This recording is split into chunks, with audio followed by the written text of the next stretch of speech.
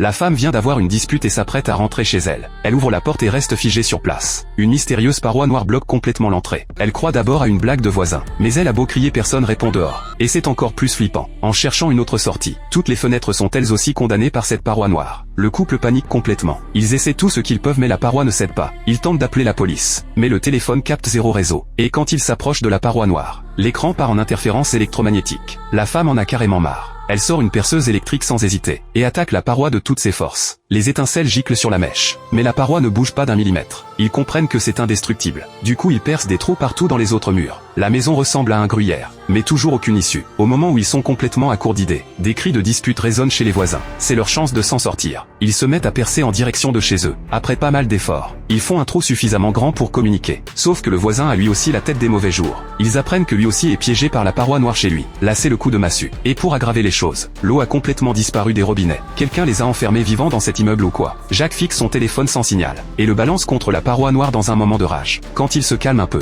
il remarque un petit point blanc sur la paroi. Il s'approche, et réalise que c'est un composant de son téléphone.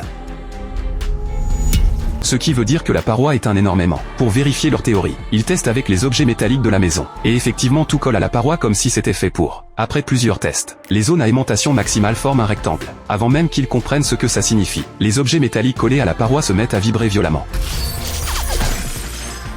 Jacques réagit en une fraction de seconde, et sauve la vie de sa femme de justesse. Mais son dos est criblé de petites blessures. Comme ils peuvent pas s'échapper pour l'instant, sa femme lui soigne le dos comme elle peut. Une fois les soins terminés, ils reprennent leur réflexion sur comment fuir. C'est là qu'un cri déchirant résonne chez les voisins. On dirait qu'ils se battent. Pour éviter que ça tourne mal, ils attrapent leurs outils et se mettent à creuser le mur en urgence. Mais quand le trou est assez grand pour passer, chez les voisins c'est le silence total. Jacques prend un bâton et entre pour voir. Quand ils arrivent dans la chambre, le sol est couvert de sang. La voisine est allongée par terre inconsciente. Il s'apprête à lui demander ce qui s'est passé, quand le voisin jaillit de nulle part et attaque Jacques.